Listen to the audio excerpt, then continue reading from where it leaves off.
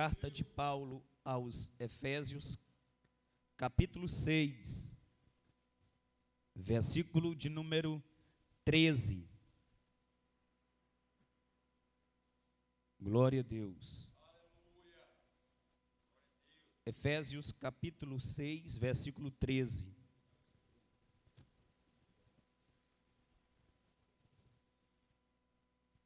Amém, igreja?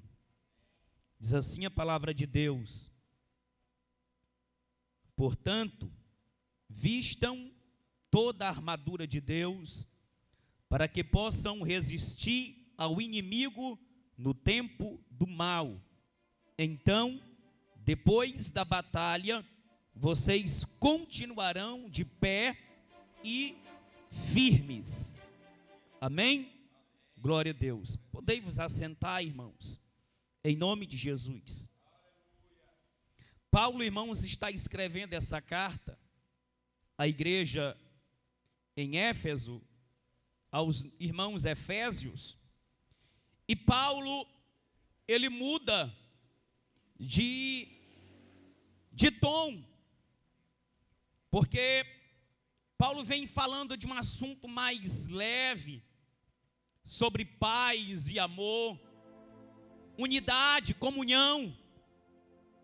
Aí de repente Paulo, ele começa agora a falar sobre batalha espiritual. Quando ele vai finalizar esse capítulo, esse livro, essa carta, ele vai encerrar falando sobre batalha espiritual. Nesse capítulo 6, Paulo ele fala sobre alguns temas. Ele fala sobre a convivência entre pais e filhos, escravos e senhores. Ele fala sobre a armadura de Deus.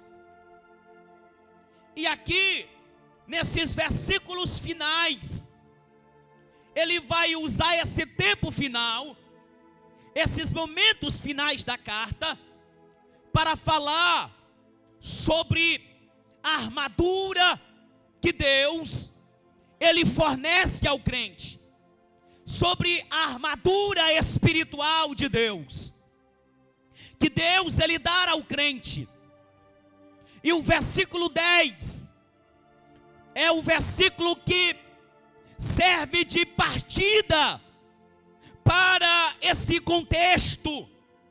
Paulo ele vai dizer aqui, ele vai usar o seguinte, ele diz uma palavra final: sejam fortes no Senhor e em seu grande poder. Em outras ele diz: revistam-se do Senhor. Outra tradução: revistam-se do Senhor e do seu grande poder. Ele diz: vistam toda a armadura de Deus, para que possam permanecer firmes contra as estratégias do diabo. Nesse versículo 13, que é uma parte da exortação final dessa carta maravilhosa, a carta aos Efésios, é uma carta linda de se ler, irmãos. Nela nós descobrimos a graça de Deus, descobrimos a função do Filho, a função do Espírito, a função do Pai.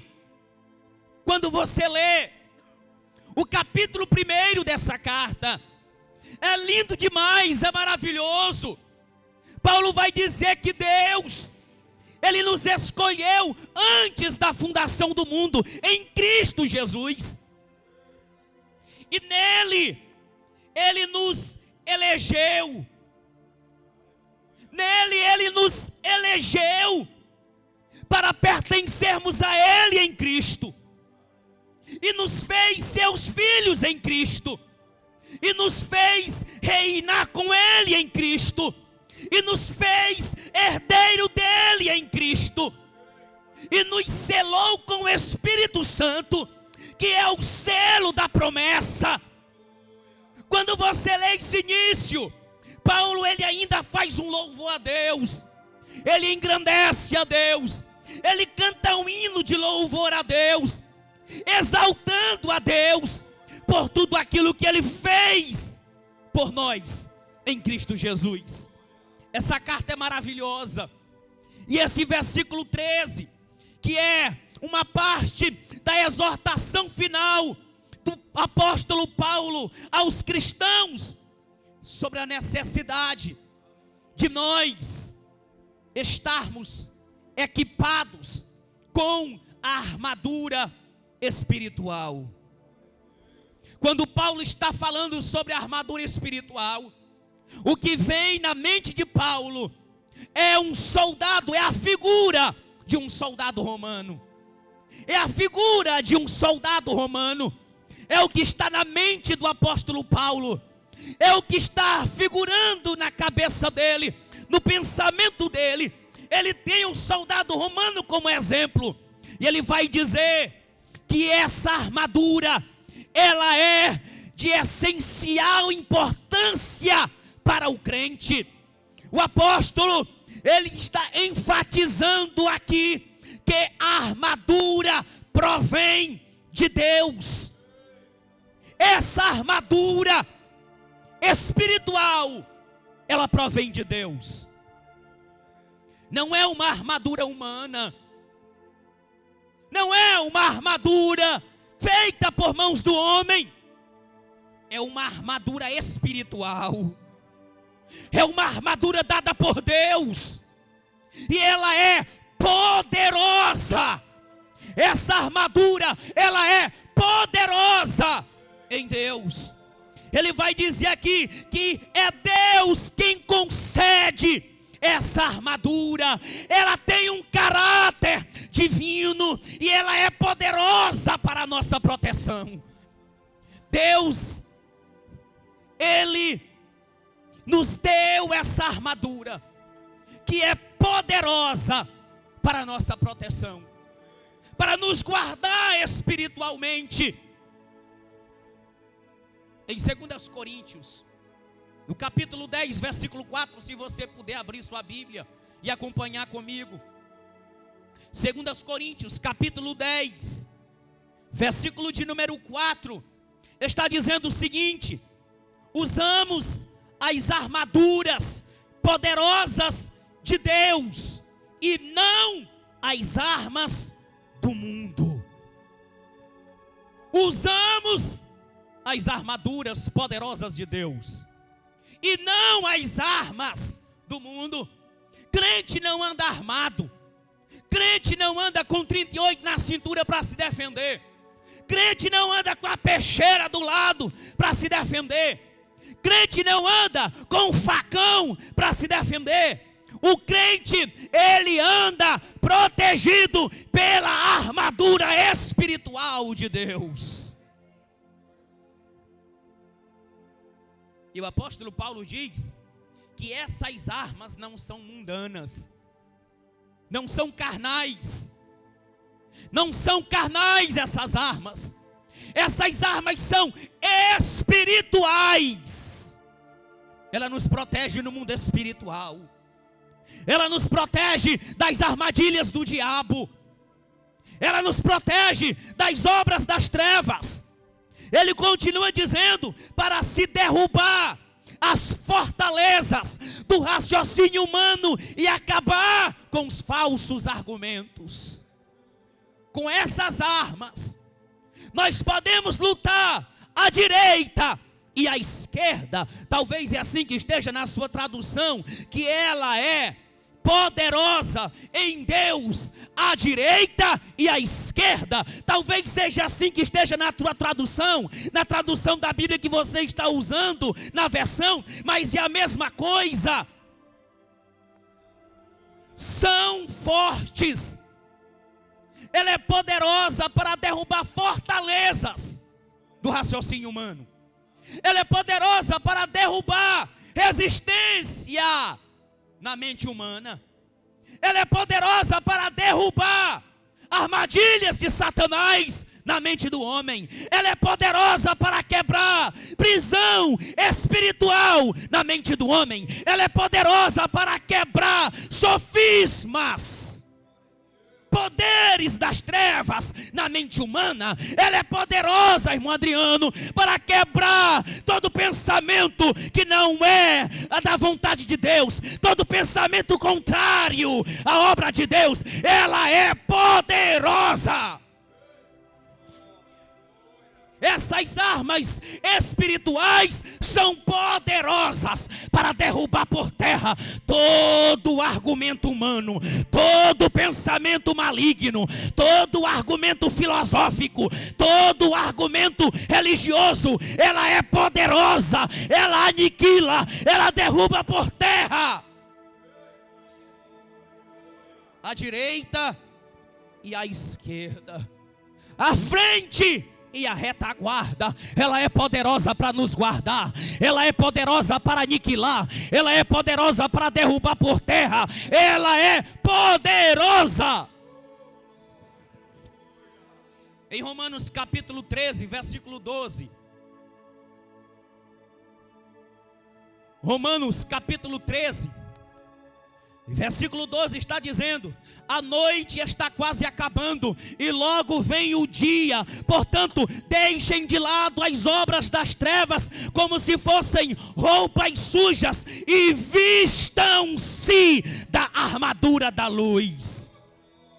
Deixemos de lado as obras das trevas como se fosse uma roupa que depois de um dia de trabalho ela fica suja, empoeirada. Então você chega em casa e tira essa roupa e toma banho e coloca uma roupa limpa. Ele está dizendo: abandonemos, deixemos de lado as obras das trevas como se fosse uma roupa suja e vistamo-nos das armaduras da luz, porque a noite está acabando. Sabe com que é que Paulo compara esse mundo? Sabe com que é que Paulo compara esse sistema no qual nós estamos inseridos nele? Sabe com que é que Paulo compara esse mundo em que vivemos? Como uma noite escura. Ele está dizendo: a noite está quase acabando. O que é que ele está dizendo com isso? Está chegando o dia em que a noite vai acabar, ou seja, em que tudo isso vai passar e Cristo Jesus voltará, e é necessário que nós estejamos preparados com as armaduras da luz, vestido com as roupas da luz. Por que roupas da luz? Porque a luz, na luz não há trevas. Porque na luz não há trevas. É por isso que ele está dizendo: vistam-se das armaduras da luz, porque na luz não há trevas. Jesus, ele disse: eu sou a luz do mundo. Eu sou a luz do mundo, e quem me segue não andará nas trevas. Quem me segue não andará nas trevas. É por isso que Paulo está dizendo: vistam a armadura da luz. Vistam a armadura da luz. Glória a Deus.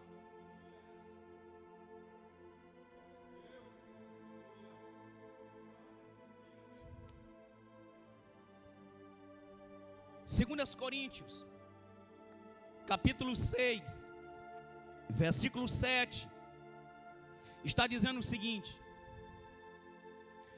pela mensagem da verdade e pelo poder de Deus, por vivermos em obediência à vontade de Deus, temos as armas que usamos, tanto para atacar como para nos defender.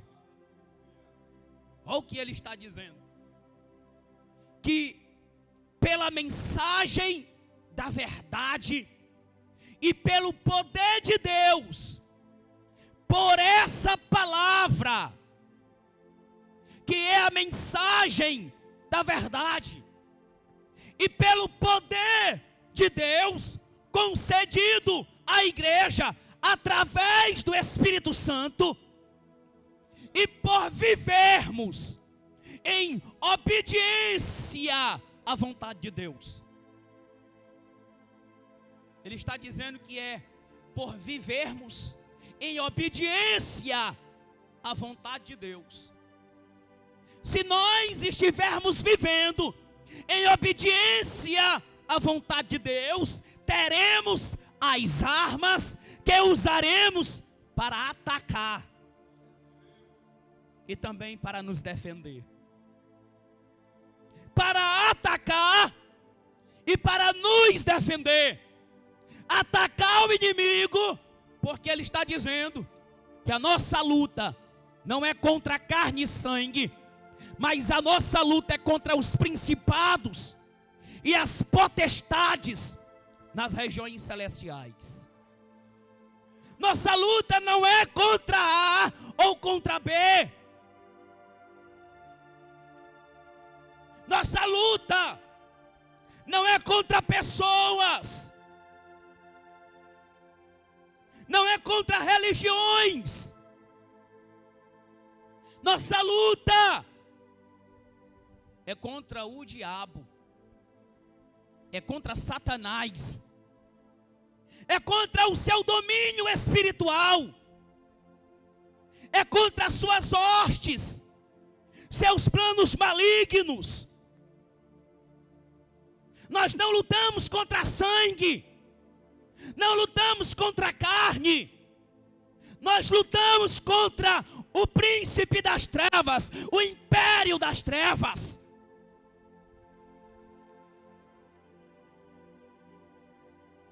Por isso, ele está dizendo que essas armas que Deus nos fornece são armas que servem para nos defender dos ataques do inimigo, mas também são armas que servem para atacarmos o inimigo.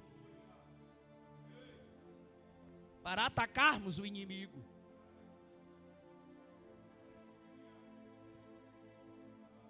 Olha só, no versículo,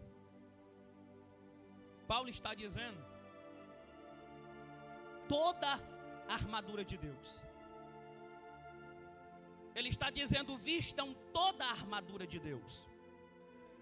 E a palavra toda aqui indica que nenhuma das peças da armadura de Deus é opcional. Eu vou repetir para os irmãos compreenderem bem. Paulo está dizendo, quando ele usa aqui a palavra toda a armadura de Deus, ele está dizendo que não pode ficar de fora nenhuma peça. Ele está dizendo aqui que não tem uma peça melhor do que a outra. Então, ele não está dizendo que você pode botar o capacete e esquecer a couraça. Ele não está dizendo que você pode colocar a couraça, mas esquecer o cinto da verdade. Ou calçar os pés na preparação do evangelho, mas esquecer a espada do Espírito. Ele está dizendo toda a armadura de Deus. Cada parte é vital, é importante na defesa do crente contra o mal. Cada peça da armadura é importante. Efésios 6:11. Vistam-se. O 13, ele só está ratificando. O 13, ele só está enfatizando. Porque no 11 ele já havia dito: vistam-se de toda a armadura que Deus dá a vocês, para ficarem firmes. Parece que Paulo está repetindo o versículo 11, só que agora de maneira mais organizada, só que agora de maneira mais profunda. Ele está dizendo: vistam-se, versículo 11, de com toda a armadura de Deus, que Deus dará a vocês, para ficarem firmes contra as armadilhas do diabo. É por isso que nenhuma peça pode faltar. É por isso que nenhuma peça pode ficar de fora. Nós temos que usar toda a armadura de maneira completa. Para quê? Para que possamos nos defender e ficar firmes. Quando Paulo está dizendo aqui, ficar firmes, irmãos, ficar firme contra as armadilhas do diabo, é não vacilar, é não mudar de direção, é enfrentar, porque tem coisas, olha só, quando Jesus disse, resisti ao diabo, e ele fugirá de vós, com essas armaduras de Deus, com essas peças da armadura de Deus, nós podemos resistir e enfrentar o diabo, e ele vai fugir. Nós não podemos confundir enfrentar o diabo com enfrentar o pecado, porque a palavra diz para resistir ao diabo, mas ele diz para nós fugirmos da aparência do mal, para nós fugirmos do pecado. O diabo, a Bíblia nos manda enfrentar, porque no nome de Jesus ele vai fugir. Mas o pecado, a Bíblia diz para fugirmos, não diz para enfrentar, diz para fugir. Não se vence o pecado enfrentando, se vence o pecado fugindo dele, fechando as brechas para ele.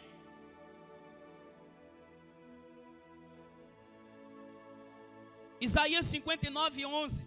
O Senhor vestiu a couraça da justiça e pôs na cabeça o capacete da salvação. A vingança lhe serviu de roupa e sua ira foi a capa que ele usou. Ele está querendo aqui dizer, irmãos, que assim como Deus se vestiu, usou uma vestimenta completa, se revestiu com uma capa, nós também devemos nos revestir da armadura de Deus.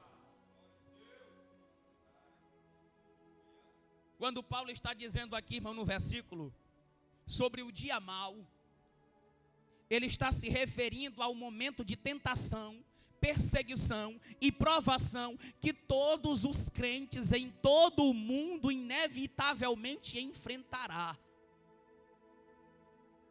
Irmãos, nós não estamos isentos de provações.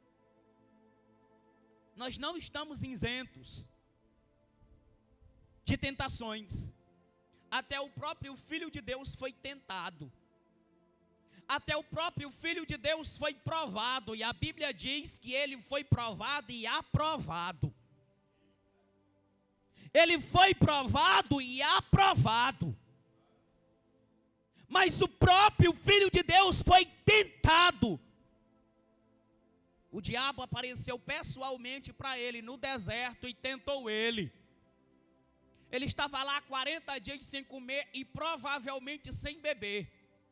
Ele estava fraco, humanamente, fisicamente, como homem, ele estava fraco. Mas espiritualmente ele estava forte. É por isso que a Bíblia diz que nós devemos fortalecer o nosso espírito. Que devemos fortalecer o nosso espírito. Jesus lá humanamente estava fraco, mas espiritualmente estava forte. E o diabo pensou que por ele estar fraco fisicamente, humanamente, ele iria cair na tentação dele. E ele chegou, foi pessoalmente para Jesus e disse: se tu és o Filho de Deus, transforme essas pedras em pães e coma. Se tu és o Messias, o Cristo, o prometido, transforme essas pedras e coma, em pães e coma. Mas Jesus, que estava cheio do Espírito, acabara de ser batizado no Jordão, e a Bíblia diz que o Espírito desceu sobre ele, e ele foi ungido com o Espírito Santo.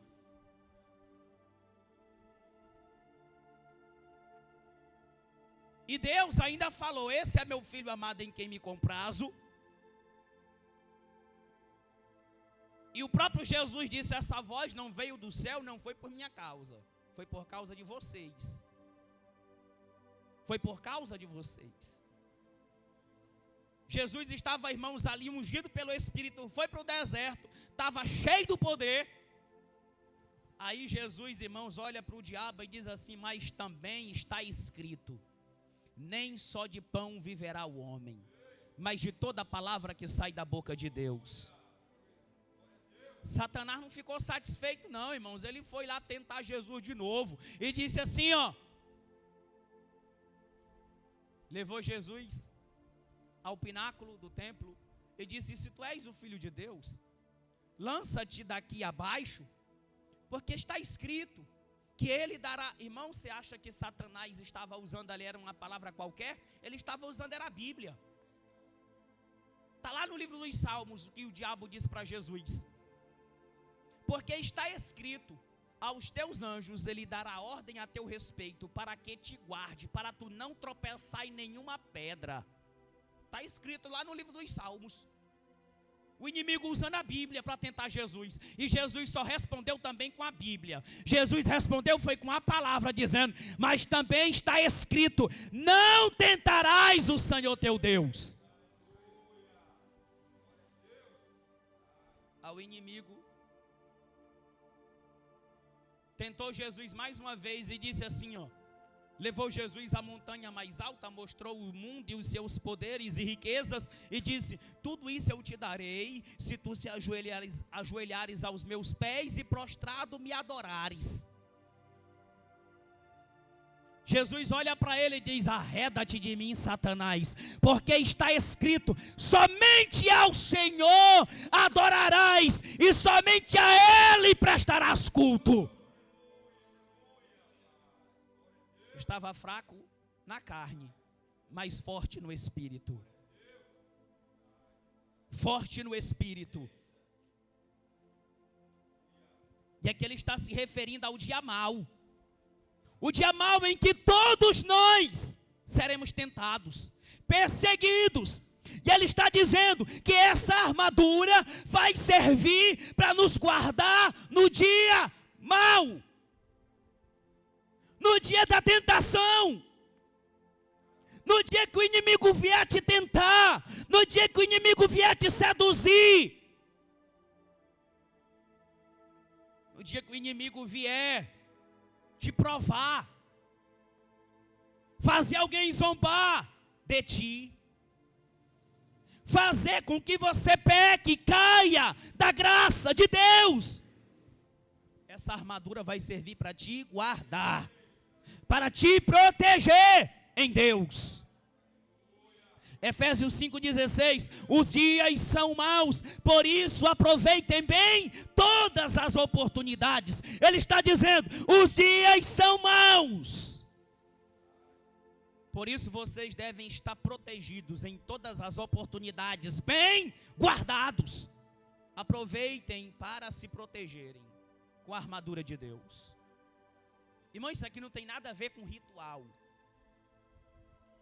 Isso aqui não tem nada a ver com ritual.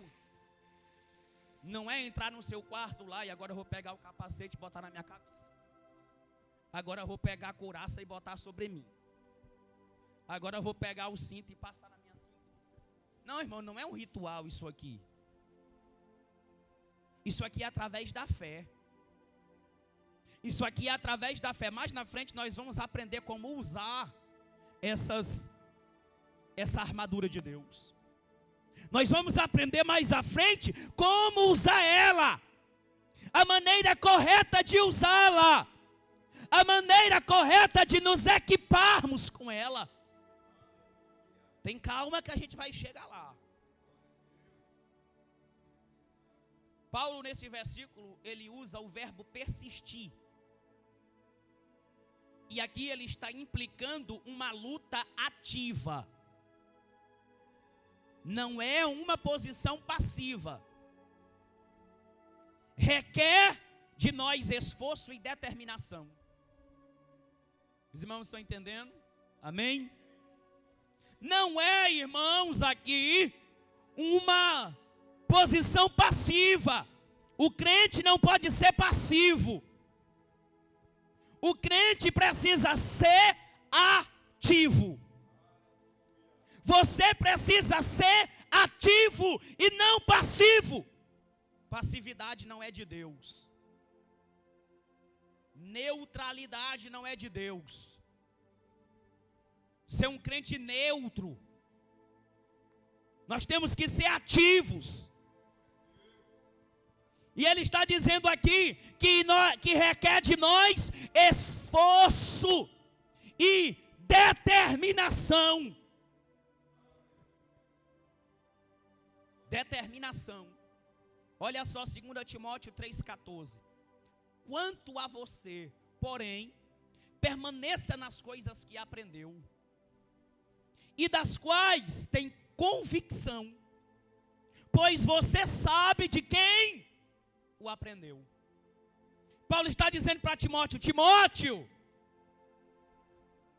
você, meu filho, permaneça nas coisas que você aprendeu. Mantenha-se firme no Evangelho de Jesus. E nas coisas que você tem convicção. A fé que você tem. Mantenha-se firme na fé em Cristo Jesus. Porque você sabe de quem foi que você aprendeu. Você sabe com quem você aprendeu. Então mantenha-se firme. Seja convicto da salvação. Seja convicto da vida eterna. Tome posse dela.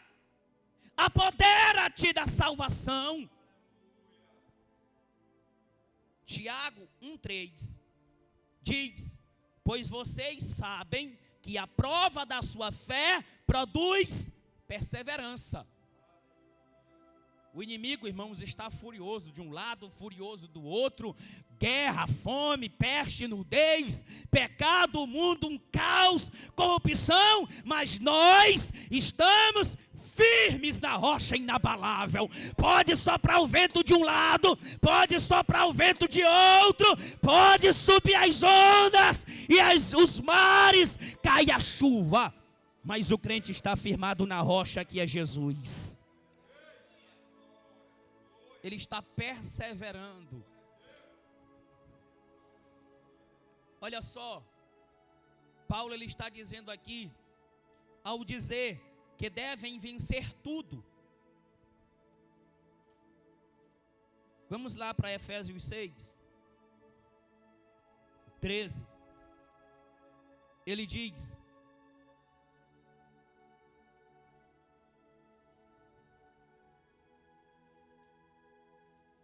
então,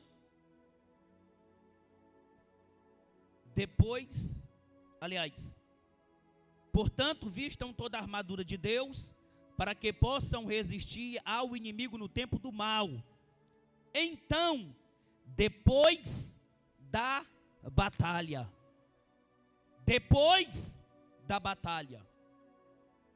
ele está dizendo aqui, irmãos, que devemos vencer tudo.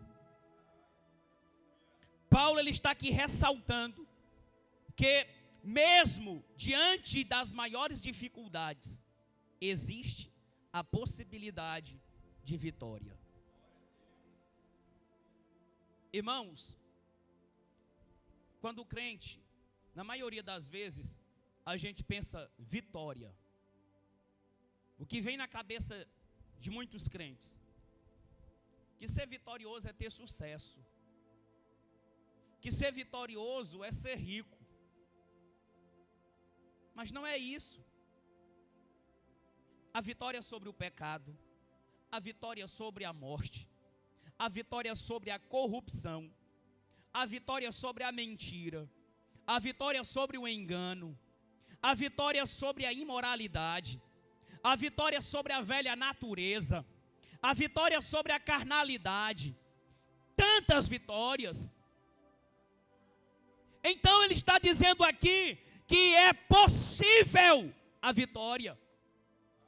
É possível a vitória contra o adultério, é possível a vitória contra o engano, é possível a vitória contra a corrupção, é possível. Nesse mundo de trevas, é possível ser luz. Nesse mundo corrupto, é possível se manter incorruptível. É possível. Tem a possibilidade de você não compactuar com as rachadinhas lá no escritório de alguém, no gabinete de alguém, no trabalho, com as falcatruas. É possível se manter puro. É possível habitar nesse mundo de trevas e continuar sendo luz, brilhando, refletindo a luz de Cristo. É possível viver nesse mundo em que as pessoas vivem na imoralidade e andam quase nuas. É possível viver uma vida de santidade. Se nós estivermos em obediência à palavra de Deus, olhando para Cristo Jesus, porque Ele é o modelo. O modelo da igreja é Jesus. Por isso é possível viver uma vida santa, porque o modelo da igreja é o santo dos santos. Olha só, 1 João 5,4.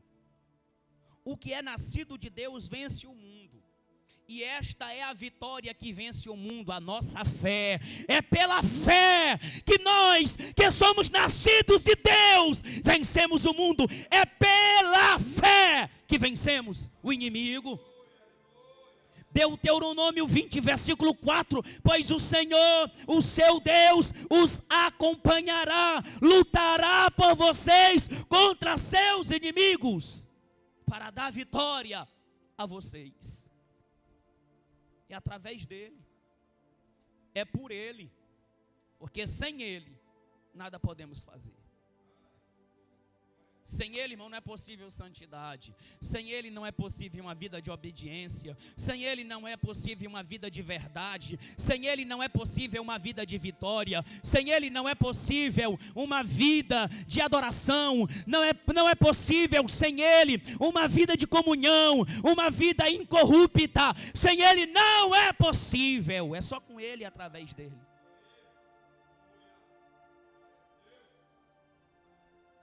Quando nós chegamos no final desse versículo, tudo isso aqui, irmão, é só sobre o versículo 13. Quando chegamos no final desse versículo, Paulo ele vai usar a palavra aqui, ele vai dizer, permanecer firmes.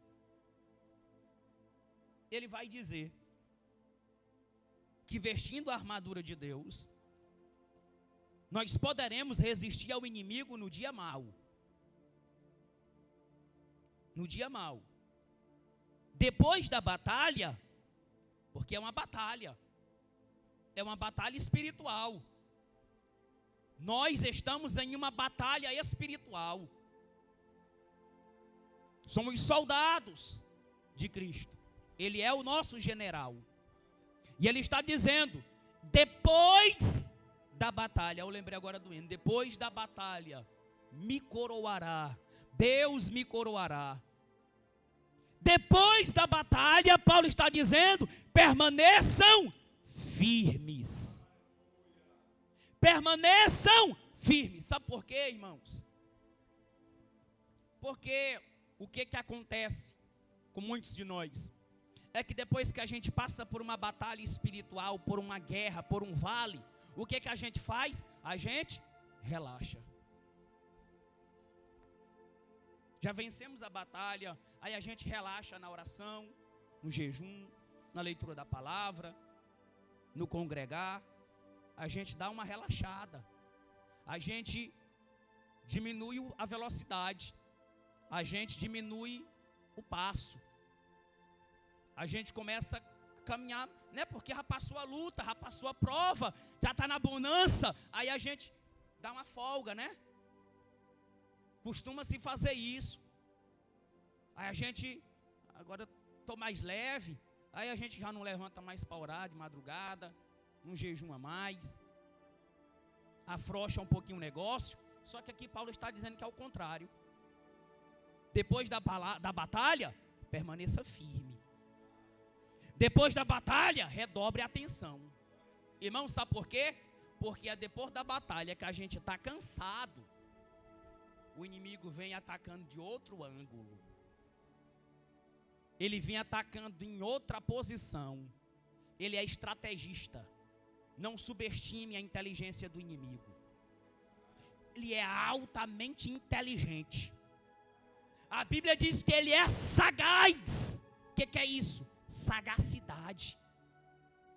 Ele é altamente astuto, inteligentíssimo para o mal. Não vamos subestimar ele, mas também não vamos dar poder para ele. Porque ao mesmo passo que eu não posso subestimá-lo, eu também tenho que acreditar e crer e fazer uso da palavra de Deus contra ele. Então está dizendo aqui, permaneçam firmes. Destaca a importância da constância na fé após a batalha, simbolizando a necessidade de estar alerta, vigiando, na posição, na brecha, na torre de vigia.